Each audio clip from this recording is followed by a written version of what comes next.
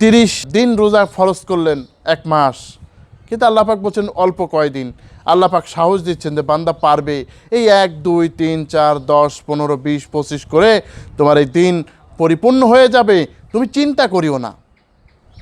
এখন প্রশ্ন হতে পারে, যদি আবার কোনো সমস্যা দেখা দেয়, ফামান কানা মিনকুম মারিদান, তোমাদের মধ্যে যদি কেউ অসুস্থ হয়, হতে পারে অসুস্থ, আল্লাহ রাব্বুল আলামিন এই অসুস্থ স্বীকার করলেন যে অসুস্থ তো হতেই পারে মানুষ, তখনও কি রোজা রাখতে হবে জোর করে?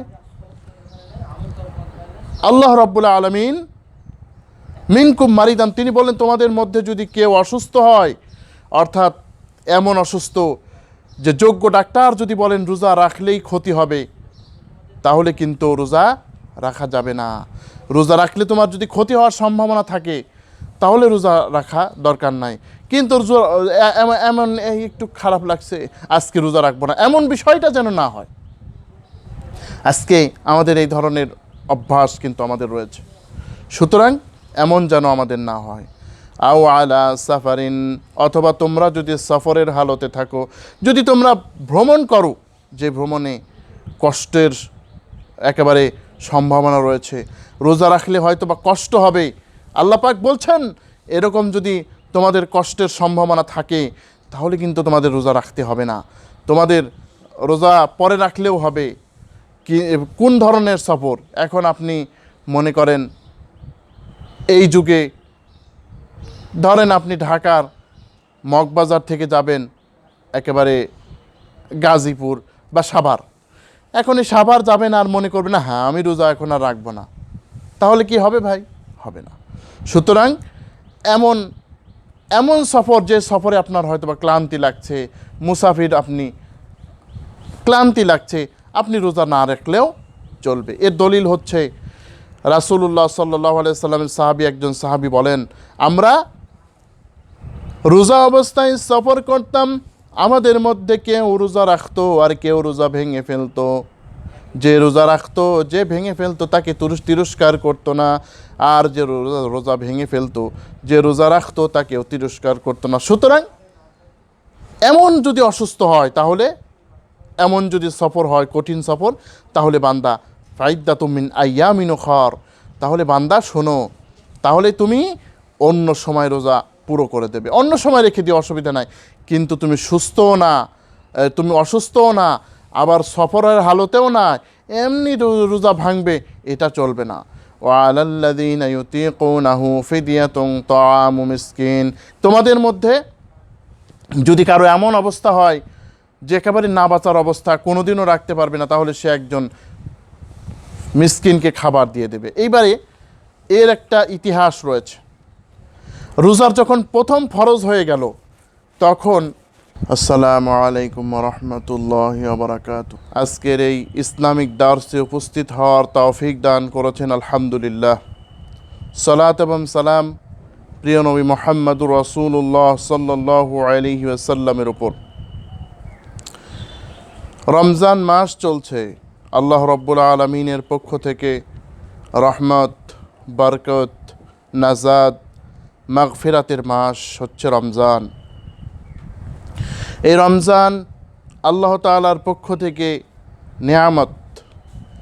এজন্যই আমাদের এই হেরার বাণী টিভি চ্যানেলের যারা দর্শক রয়েছেন, যারা আমাদের এই চ্যানেলটিকে সাবস্ক্রাইব করেছেন, যারা শেয়ার করে ছড়িয়ে দিচ্ছেন, এবং যারা সর্বপেয়ে চ্যানেলের প্রোগ্রামগুলি দেখছেন, আপনাদের সবাইকে জানাই আল্লাহ তাআলার পক্ষ থেকে মোবারকবাদ।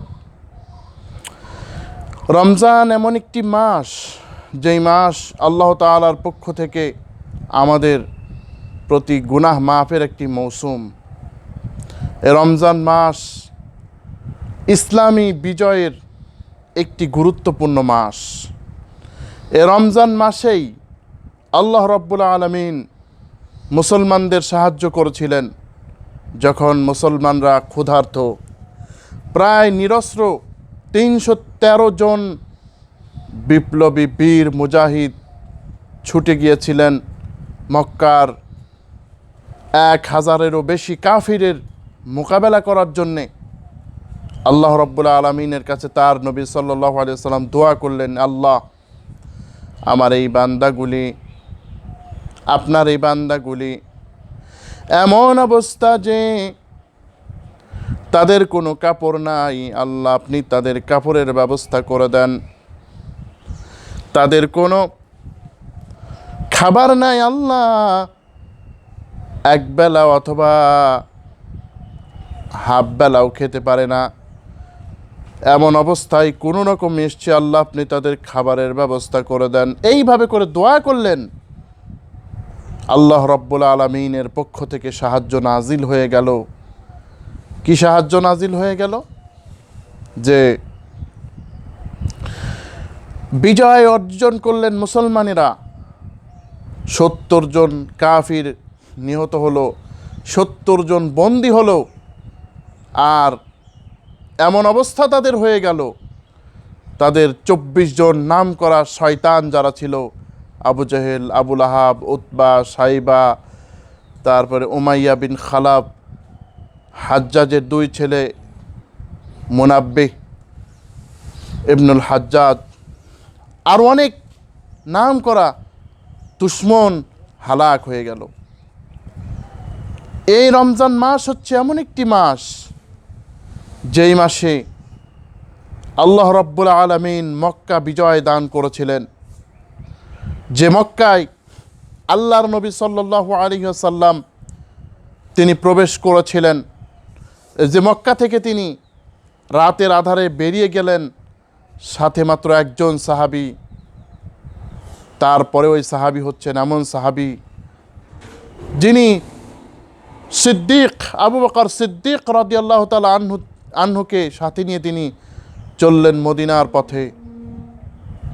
তখন আল্লাহ রাব্বুল আলামিন তাকে সান্ত্বনা দিয়েছিলেন, ইন্নাল্লাযী ফারাদা আলাইকাল কুরআনা লারাদ্দুকা ইলা মাআদ। হে নবী, আমি আল্লাহ তাআলা বলছেন যে ওই আল্লাহ যিনি আপনার উপরে কোরআন ফরজ করেছেন, তিনি অবশ্যই আপনাকে আপনার মাতৃভূমিতে আবার ফিরিয়ে আনবেন। সুবহানাল্লাহ।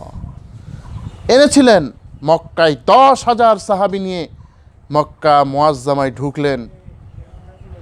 সাহাবীদেরকে বললেন, যারা মক্কার দুশমন তাদেরকে বললেন,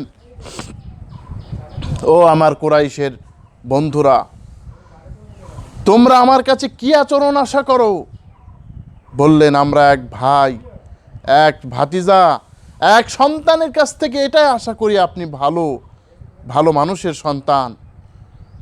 তিনি বললেন, লা তাসরিবা আলাইকুমুল ইয়াউম, আমি ওই কথাই বলবো যা আমার ভাই ইউসুফ আলাইহিস সালাতু ওয়াস সালাম তিনি বলেছিলেন যে তোমরা আজকে এখান থেকে চলে যাও, আজকে তোমাদের কোনো ভয় নাই, আজকে তোমাদের সাথে আমার কোনো রাগ নাই, অভিমান নাই।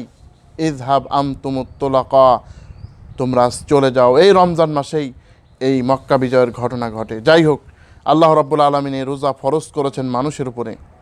আল্লাহ পাক বলেন, ইয়া আইয়ুহাল্লাযীনা আমানু কুতিবা আলাইকুমুস সিয়াম। হে ঈমানদারগণ, তোমাদের উপরে রোজা ফরজ করা হলো, তোমাদের উপরে রোজার বিধিবিধান দেওয়া হলো।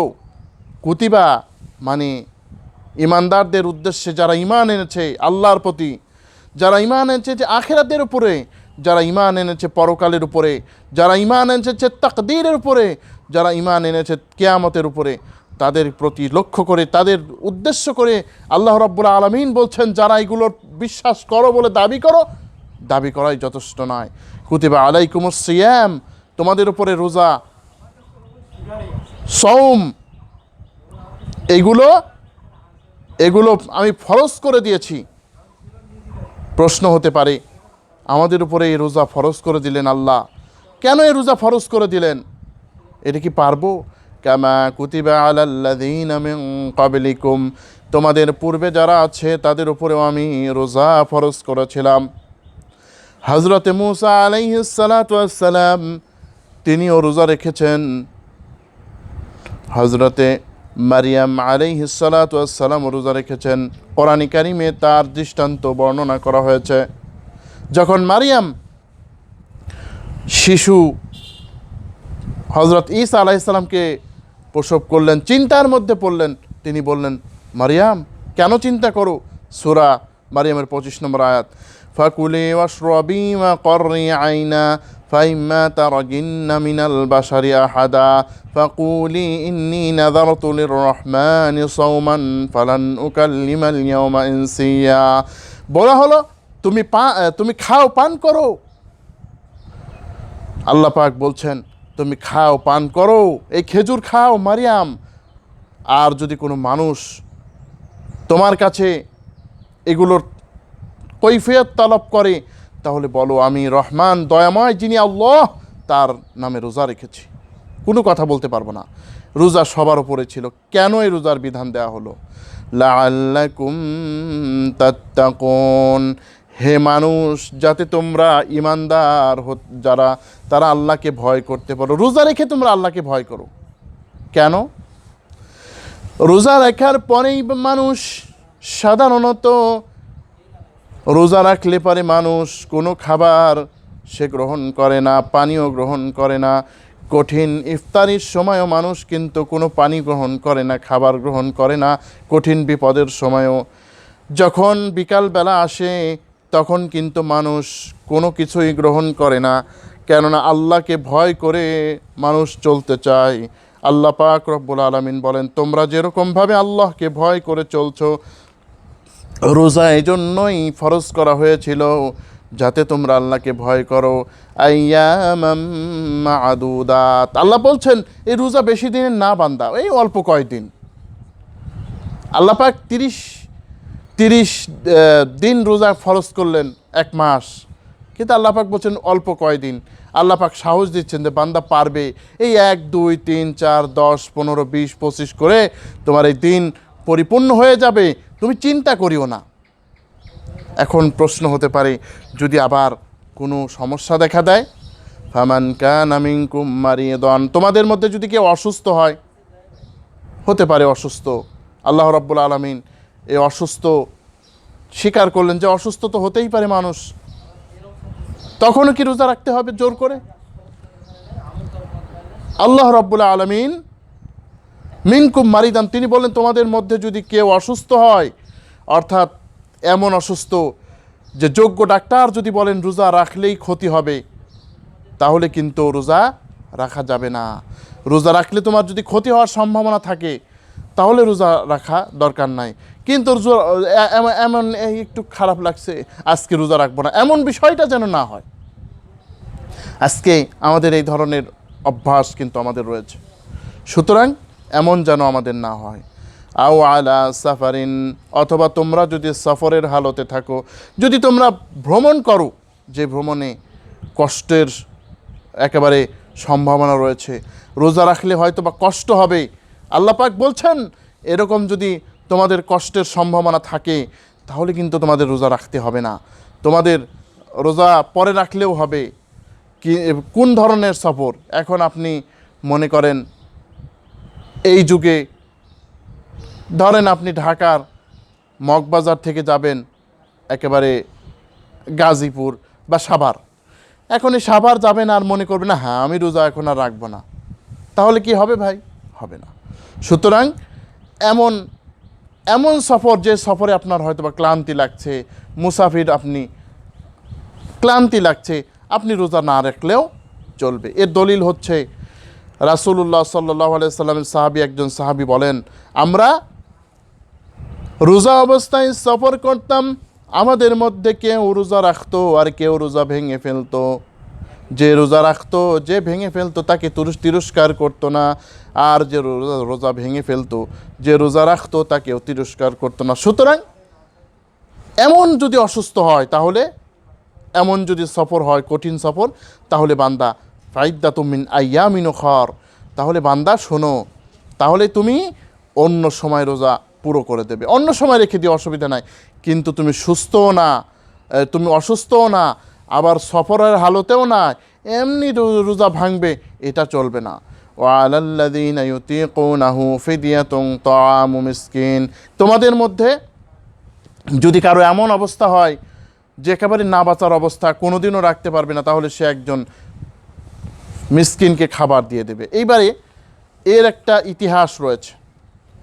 রোজার যখন প্রথম ফরজ হয়ে গেল তখন এই অপশনটি ছিল, অর্থাৎ যদি কেউ ভালো মানুষও রোজা না রাখতো তাহলে কিন্তু মিসকিনকে খাবার দেওয়া জায়েজ ছিল।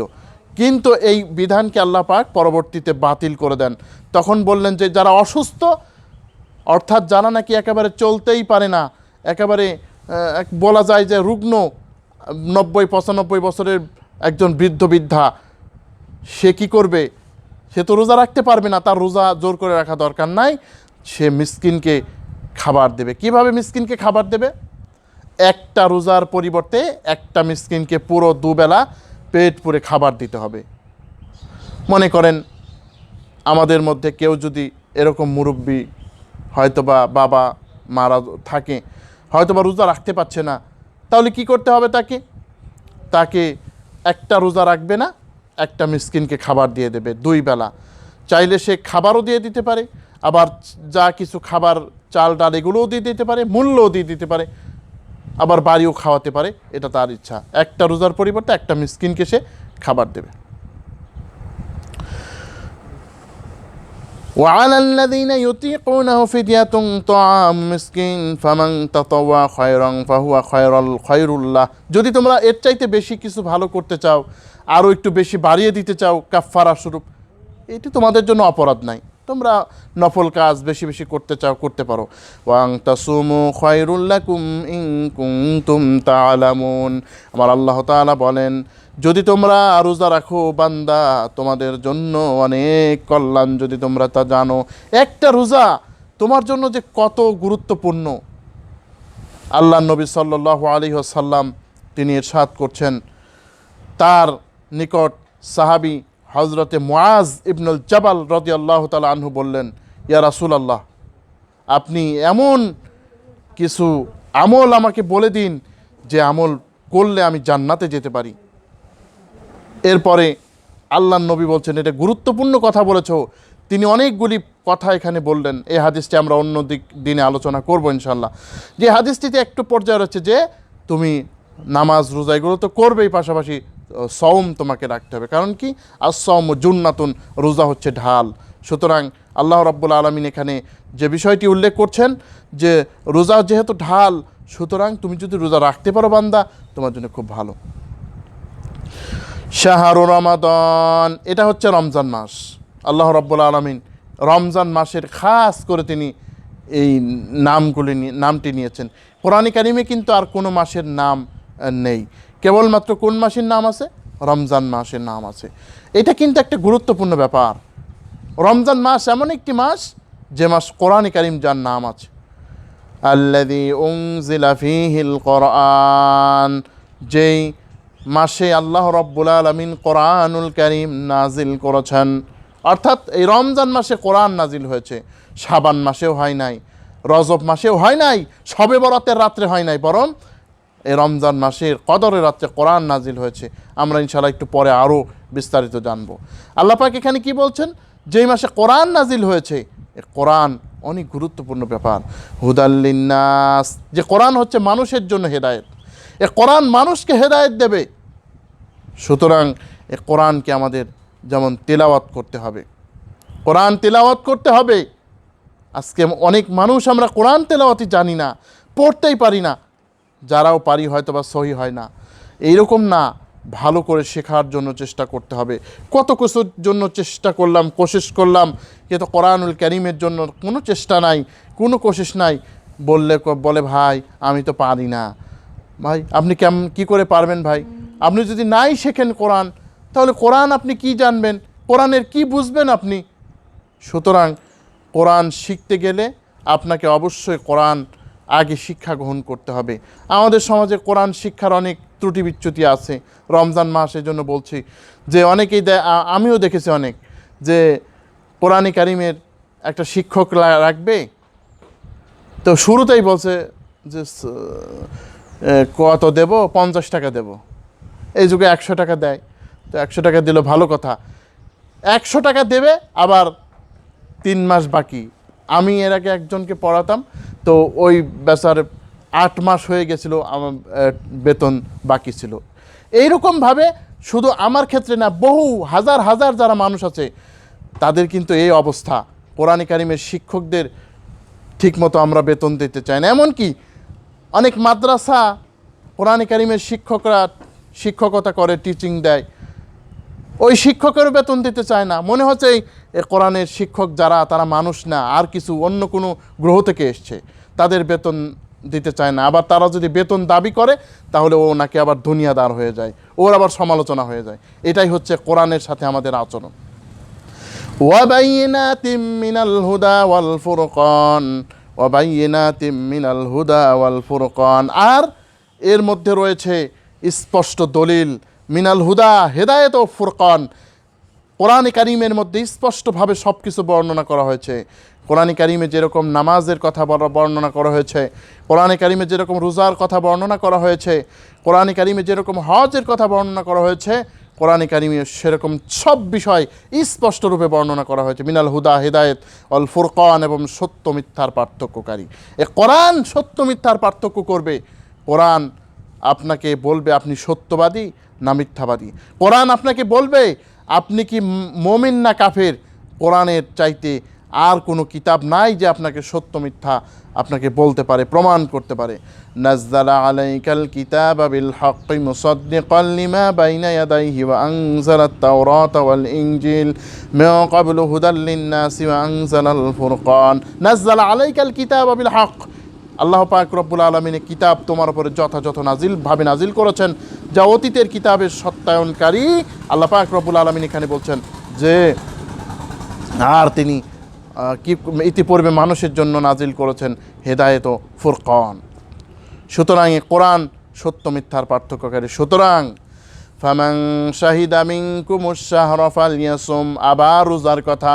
যদি কোনো ব্যক্তি এই মাসের সন্ধান পায়, কোরআন নাজিলের সন্ধান পায়, তাহলে সে যেন রোজা রাখে। রোজা রাখতে হবে, তার বিকল্প কোনো রাস্তা নাই, সুস্থ থাকলেই রোজা রাখতে হবে। আবার আল্লাহ পাক বলছেন ওমান কানা মারিদান আও আলা সাফারিন ফাইদ্দাতুম মিন আইয়ামিন উখর, যদি কেউ অসুস্থ হয় আর কেউ সফরের হালতে থাকে তাহলে কিন্তু সে অন্য মাসে তার এই রোজাটাকে পূর্ণ করে নেবে। অর্থাৎ আল্লাহ পাক এখানে বলতে চাচ্ছেন যে যদি কোনো ব্যক্তি অসুস্থ হয়, আবার ওই কথাটি রিপিট করছেন, উল্লেখ করছেন যে কোনো ব্যক্তি যদি অসুস্থ হয় আর যদি সফরের হালতে থাকে, সে অন্য সময় অন্য মাসে এ রোজাকে পরিপূর্ণ করে নেবে। ইউরিদুল্লাহু বিকুমুল ইউসরা, আল্লাহ পাক তোমাদের কাজকে সহজ করতে চান। আর দিন ইউসরুন, দিন হচ্ছে সহজ। সুবহানাল্লাহ, দিন কত সহজ দেখেন।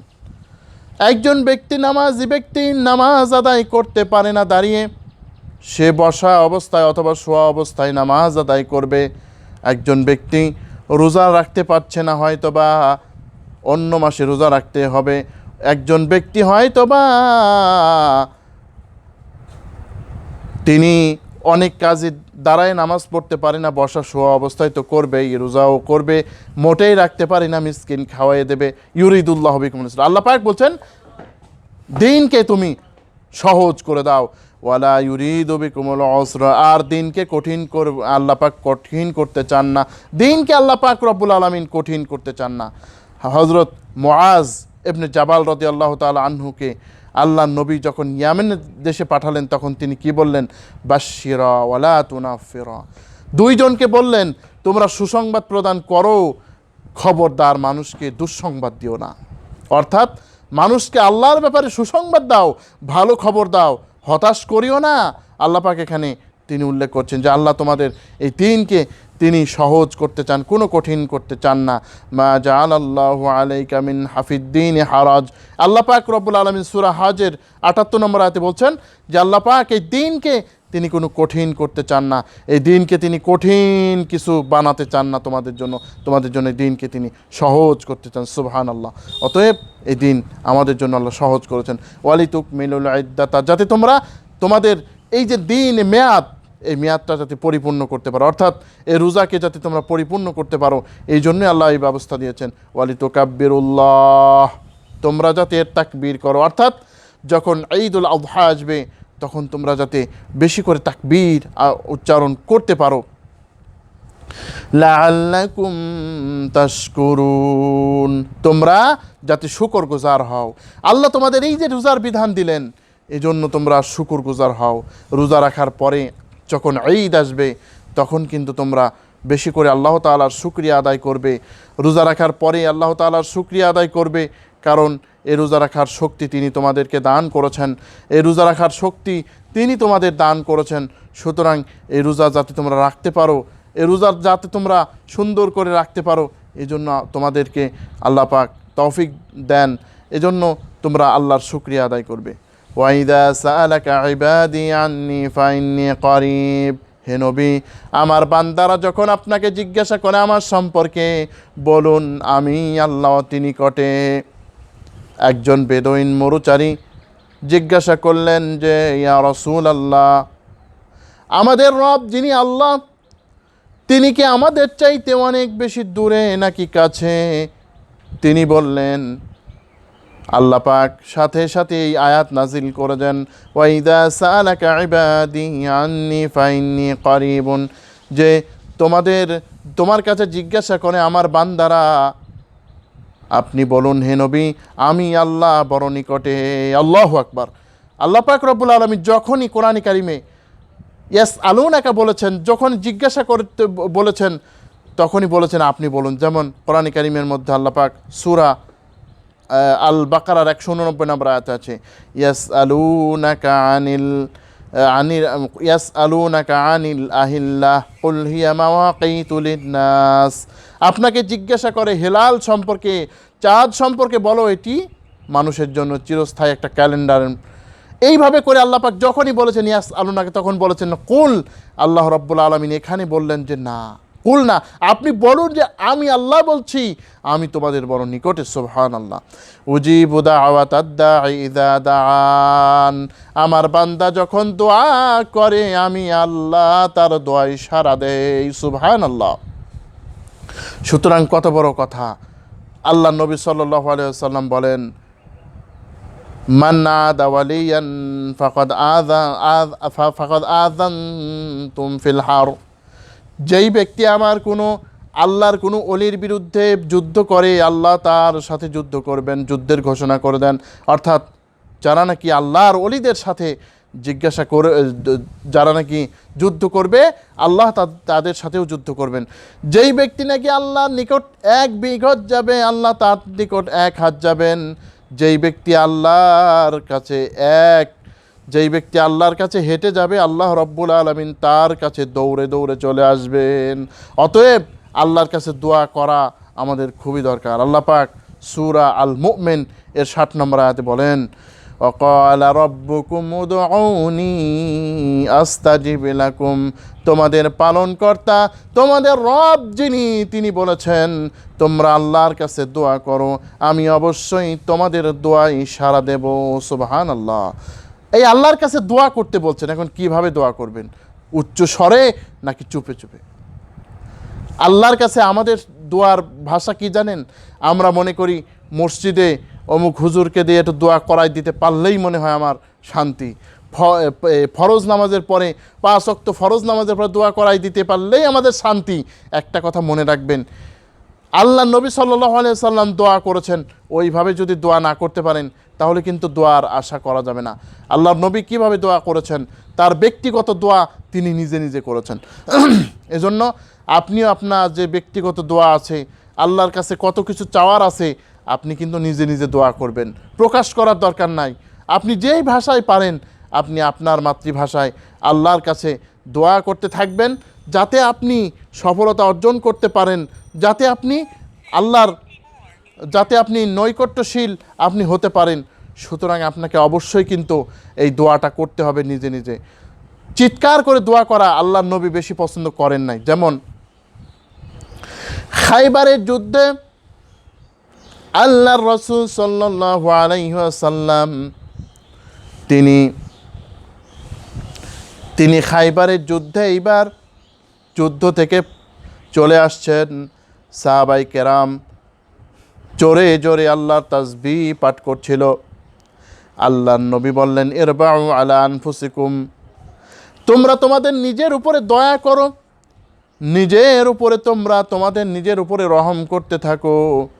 তোমরা কোনো বধির যে উপস্থিত নাই তাকে ডাকছো না, বরং তোমরা এমন একজন সত্তাকে ডাকছো যিনি সব কিছু শোনেন আর নিকটবর্তী।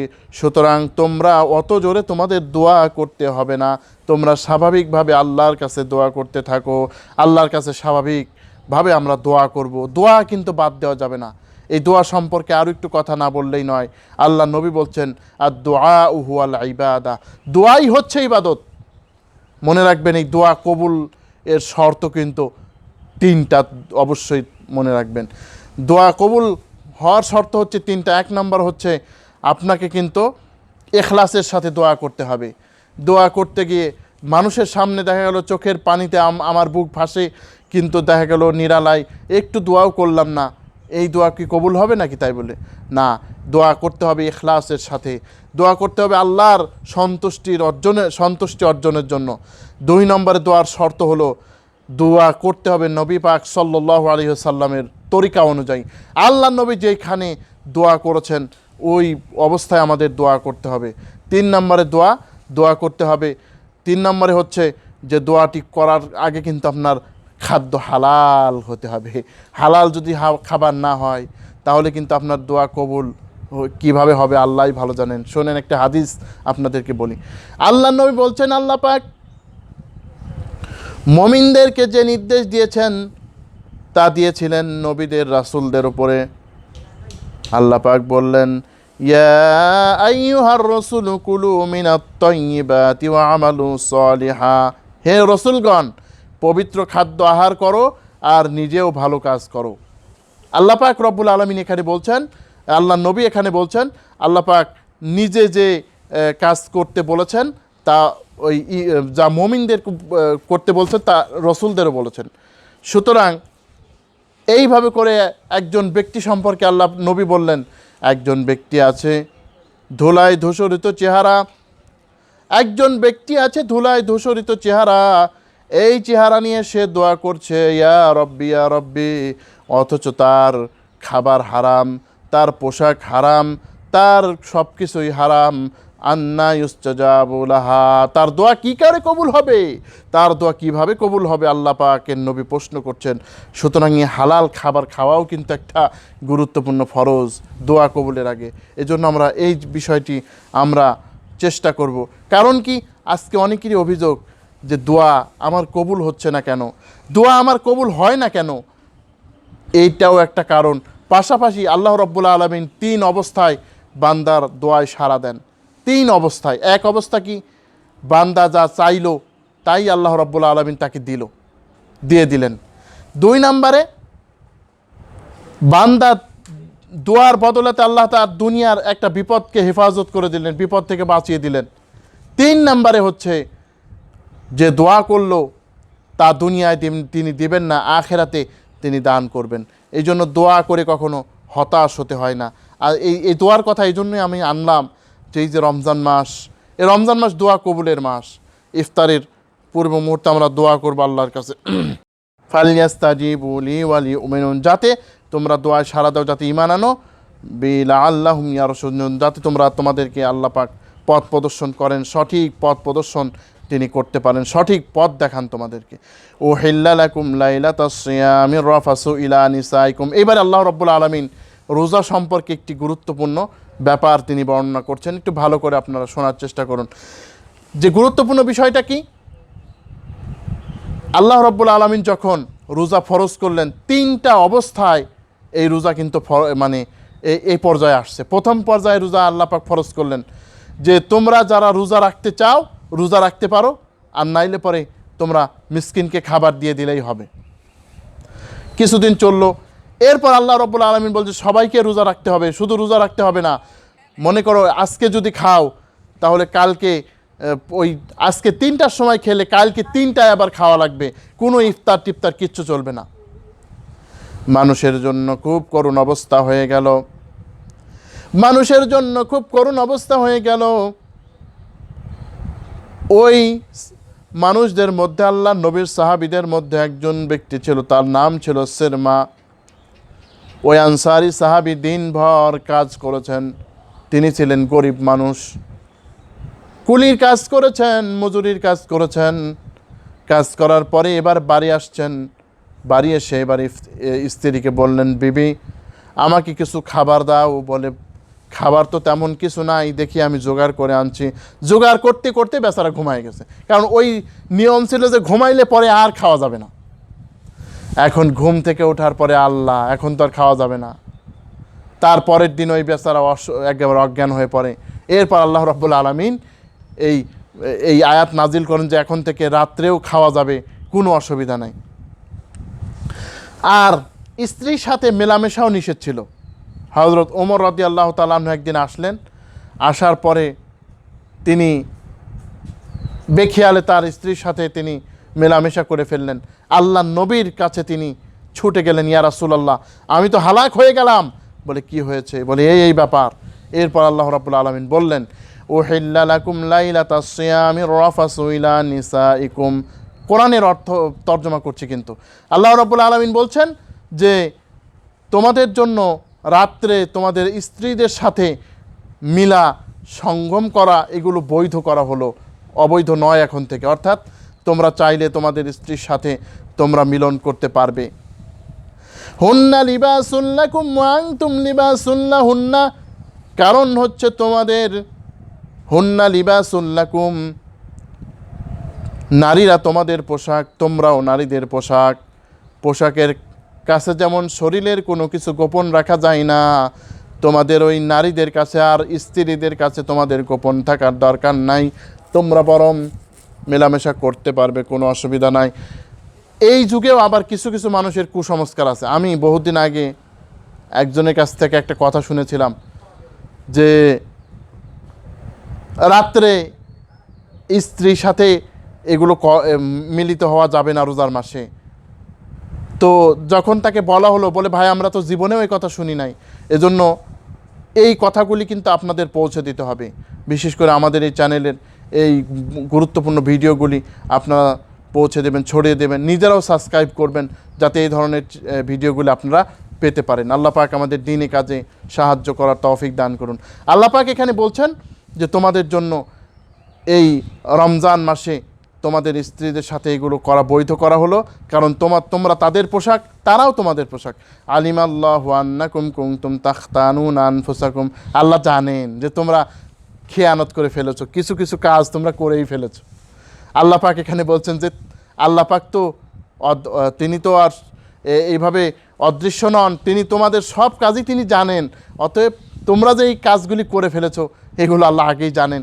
অতএব আলিমাল্লাহু আন্নাকুম কুনতুম তাখতানুনা আনফুসাকুম ফাতাবা আলাইকুম ওয়া আফা আনকুম, তোমাদের উপরে আল্লাহ তাআলা মনোযোগী হয়েছেন, তওবা কবুল করেছেন, তোমাদেরকে আল্লাহ মাফ করে দিয়েছেন, অসুবিধা নাই। তোমরা যে কাজগুলি চুপে চুপে করে ফেলেছো, এজন্য আল্লাহ পাক তোমাদেরকে আর ধরছেন না, এখন থেকে তোমাদের সব কিছু বৈধ করা হলো। কুলু আশরাবু হাত্তা ইয়াতাবাইয়ানা লাকুমুল খাইতিল আবিয়াদু মিনাল খাইতিল আসওয়াদু মিনাল ফাজর, তোমরা খাও পান করো কখন পর্যন্ত? যখন না কালো রেখা ভেদ করে সাদা রেখা ভেদ করে কালো রেখা ভেদ করে সাদা রেখা চলে আসে, অর্থাৎ যখন সেহরি টাইম না হয় ততক্ষণ পর্যন্ত তোমরা খেতে পারবে। একজন সাহাবী 2টা সুতা নিয়ে তারপরে পরীক্ষা করতে লাগলেন বালিশের মধ্যে নিয়ে, যে কখন সাদা হয় না কখন কালো হয়। আল্লাহ নবী বলছে, আসলে এটা বোঝায় নাই, আল্লাহর পাক যে বোঝাচ্ছেন যে যখন সুবহে কাযিব থেকে সুবহে সাদিক পর্যন্ত, অর্থাৎ যখন একেবারে রাত শেষ হয়ে যায়, তখন একেবারে ফজরের রক্ত হয়ে যায়, তখন আর তোমরা খাবে না। সময় শেষ হয়ে গেলে তখন তোমাদের জন্য আর এই সেহরি খাওয়া বৈধ হবে না। তার আগে তোমরা রাত্রে যতবার পারো, যেখানে যেভাবে পারো তোমরা খেতে থাকো।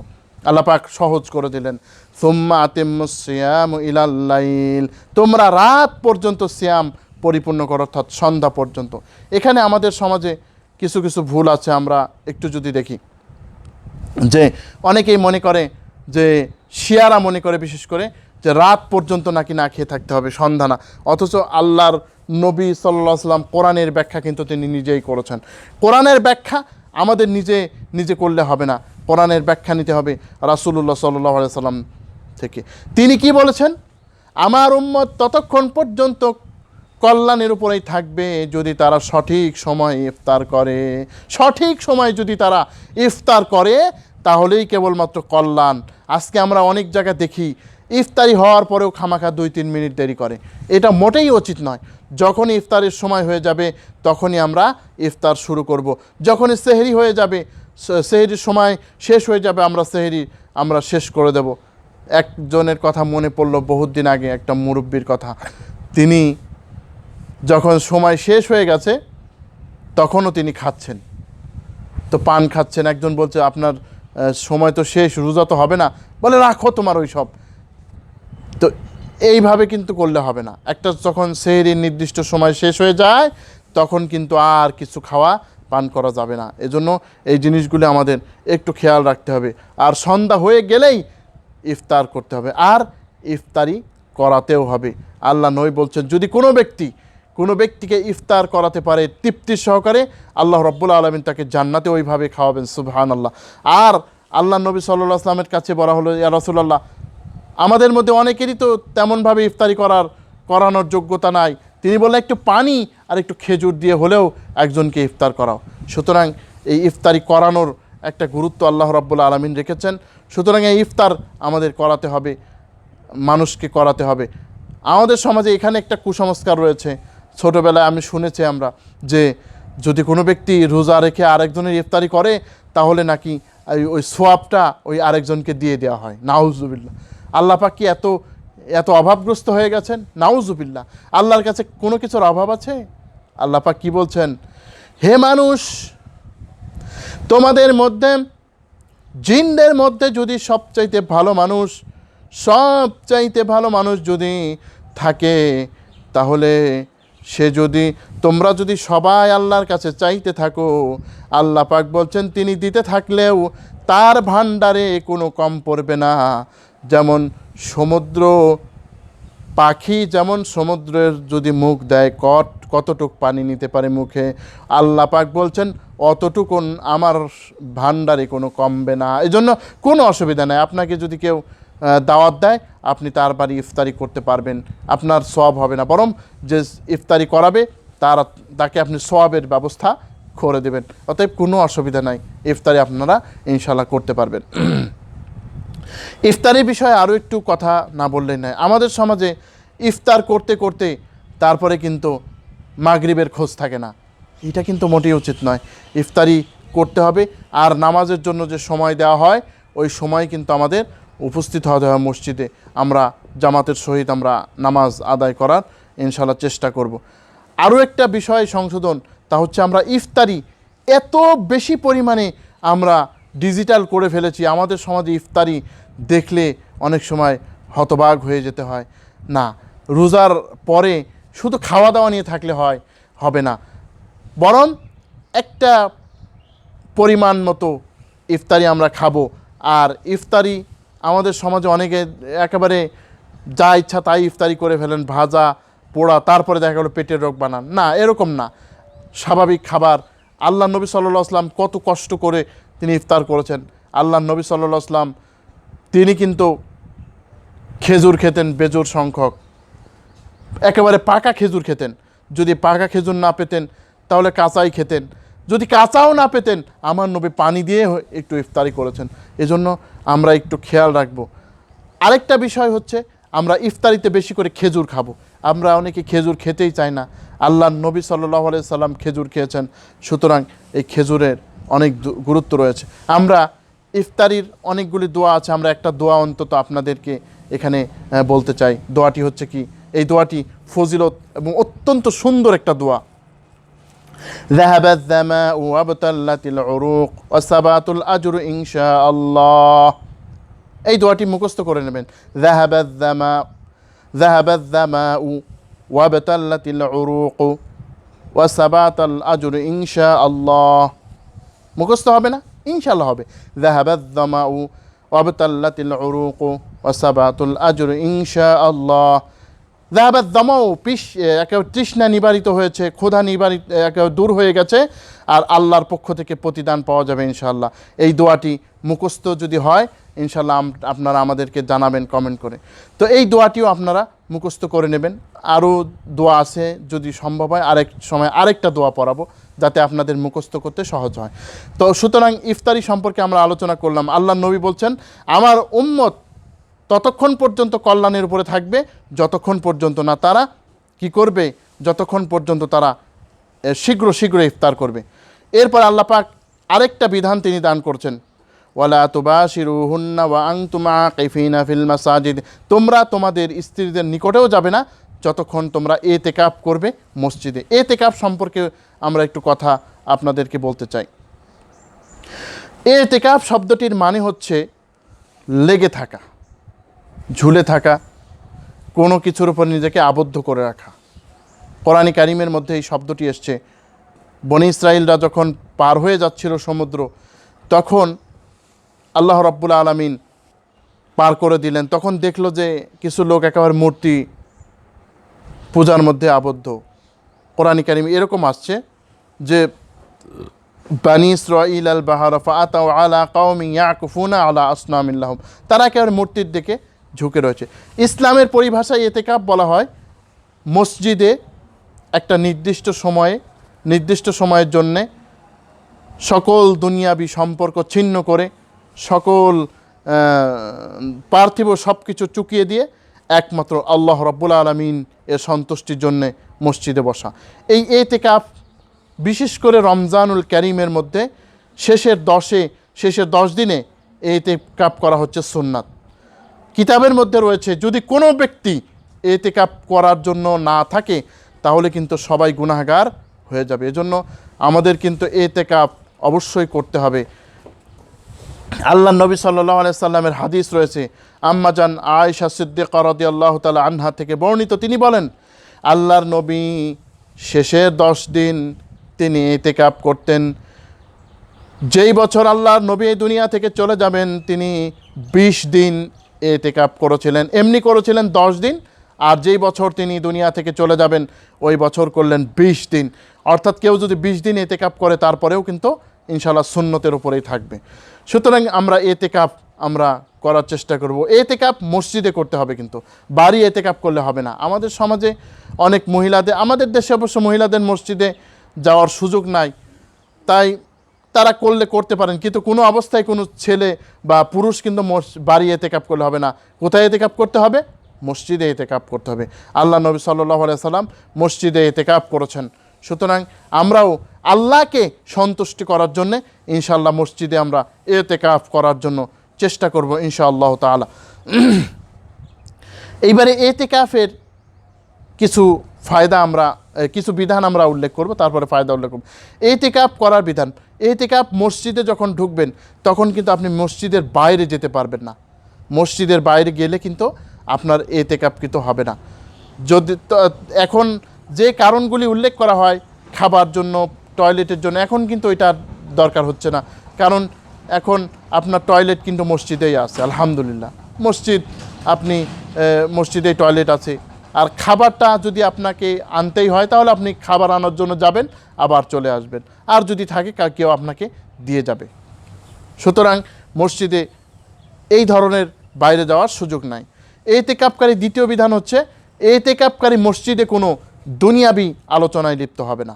অর্থাৎ ইতিকাফকারী দুনিয়াবি মসজিদে কোনো আলোচনা করবে না, যে আমার ছেলে আজকে রুই মাছ কিনেছে 500 টাকার, তারপরে আমার ছেলে বেতন পেয়েছে 10,000 টাকা, এরকম কোনো দুনিয়াবি আলোচনা করা যাবে না।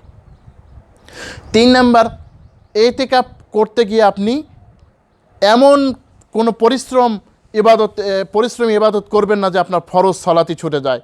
অনেকের বেলা এরকম আছে, ইবাদত করতে করতে দেখা গেল যে তিনি আর ক্লান্ত হয়ে গেছেন, তো পরে জামাতি পেলেন না, এমন যেন না হয়। একটা আল্লাহ পাক যে নিয়মে আপনাকে ইবাদত করতে বলেছেন সেই নিয়মে ইবাদত করবেন। আর ইতিকাফকারী আপনি যতদূর ঘুম আপনার দরকার অবশ্যই ঘুমাবেন।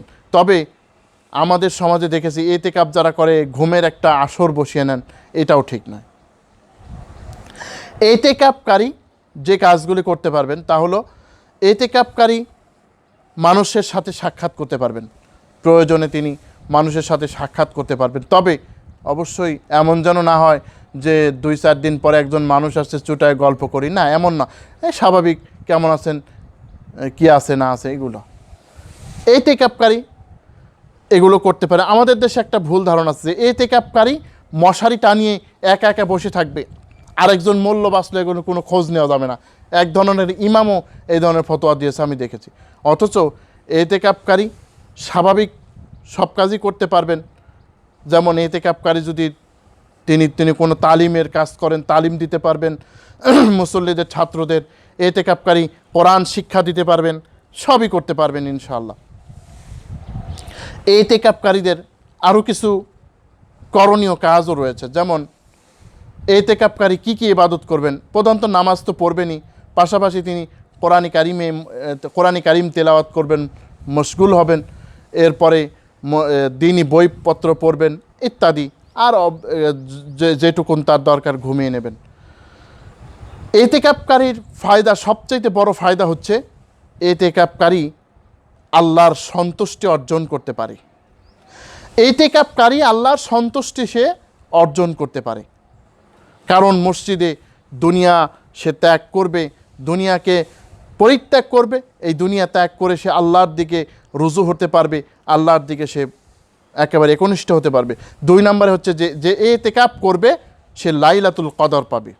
আল্লাহ নবী সাল্লাল্লাহু আলাইহি ওয়াসাল্লাম যখন তিনি ইতিকাফ করলেন তখন বললেন, প্রথম যখন ইতিকাফ করলেন বললেন, তুমি যা খুঁজছো তা কিন্তু তোমার সামনে আছে, আরও যাও। এরপরে আল্লাহ নবীকে লাইলাতুল কদর দেখিয়ে দেওয়া হলো। লাইলাতুল কদর দেখিয়ে দেওয়ার পরে এইবার আল্লাহর নবী সাল্লাল্লাহু আলাইহি ওয়াসাল্লাম বললেন, আমাকে জানানো হয়েছিল লাইলাতুল কদর কবে হবে, কিন্তু আমি এটা ভুলে গিয়েছি, এটা আল্লাহ আমাকে ভুলিয়ে দিয়েছেন। তবে আল্লাহ নবী বলেছেন, তোমরা 21, 23, 25, 27, 29 অর্থাৎ বেজোর রাত্রিতে তোমরা লাইলাতুল কদর অনুসন্ধান করো, বেজোর রাত্রিতে তোমরা লাইলাতুল কদর খোঁজো। সুতরাং আমাদেরকেও বেজোর রাত্রিতে লাইলাতুল কদর খুঁজতে হবে। আল্লাহ পাক নিজে লাইলাতুল কদর সম্পর্কে বলেন, ইন্না আনজালনাহু ফি লাইলাতিল কদর, নিশ্চয়ই হে নবী আমি আপনাকে আপনার প্রতি লাইলাতুল কদর আমি নাজিল করেছি। ওয়া মা আদরাকা মা লাইলাতুল কদর, নবী আপনি জানেন লাইলাতুল কদরটা কী জিনিস? লাইলাতুল কদরি খায়রুম মিন আলফি শাহর, এই লাইলাতুল কদর হচ্ছে 1000 মাসের চাইতে উত্তম। আপনি এরকম তর্জমা আবার করবেন না যে 83 বছর 4 মাস সমান, না, 1000 মাস মানে কি? আরবিতে 1000-এর উপরে কোনো সংখ্যা হয় না। কত হাজার মাস আল্লাহ রাব্বুল আলামিন এই লাইলাতুল কদরের ইবাদত করলে যে দেবেন তা একমাত্র আল্লাহ রাব্বুল আলামিনই জানেন। এই জন্য আমরা ইতিকাফ করার ইনশাআল্লাহ চেষ্টা করব, যে ইতিকাফ আমাদের পক্ষে, যাদের পক্ষে সম্ভব আছে আমরা ইনশাআল্লাহ ইতিকাফ করব। তিলকা হুদুদুল্লাহ, এটা হচ্ছে আল্লাহর হুকুম, আল্লাহ তাআলার হুদুদ, সীমানা। ফালা তাকরাবুহা, সুতরাং তোমরা এর নিকটবর্তী হও না। কাযালিকা ইউবাইয়িনুল্লাহু লাকুম আয়াতিহি লিন-নাসি লাআল্লাহুম ইয়াত্তাকুন, এইভাবে আল্লাহ তাআলা তার স্পষ্ট বিধান তিনি বর্ণনা করেন মানুষের জন্য, যাতে তোমরা তাকওয়াবান হতে পারো। আমরা এই রমজানের এই সাদামাটাই বক্তব্য দিলাম কোরআন কারিমের সূরা আল বাকারার 183 থেকে 187 নম্বর আয়াত। আপনারা এই তাফসির দেখলে ইনশাআল্লাহ আর অনেক কিছু জানতে পারবেন। আল্লাহ রাব্বুল আলামিন আমাদের সবাইকে রমজানের বিধিবিধান মেনে চলার তৌফিক দান করুন। আল্লাহ রাব্বুল আলামিন আমাদেরকে রমজানের সকল বিষয়ে আমল করার তৌফিক দান করুন। আল্লাহ রাব্বুল আলামিন যেন আমরা এই রমজান মাসে আল্লাহর সন্তুষ্টি অর্জন করতে পারি সেই তৌফিক দান করুন। আমাদেরকে বেশি করে ইতিকাফ করার তৌফিক দান করুন। হাযা মা ইনদি ওয়াল ইলমু ইনদাল্লাহ আলাইহি তাওয়াক্কালতু ওয়া ইলাইহি উনীব। সুবহানাকাল্লাহুম্মা ওয়া বিহামদিকা আশহাদু আল্লা ইলাহা ইল্লা আনতা আস্তাগফিরুকা ওয়া আতুবু ইলাইক। আসসালামু আলাইকুম ওয়া রাহমাতুল্লাহি ওয়া বারাকাতুহু।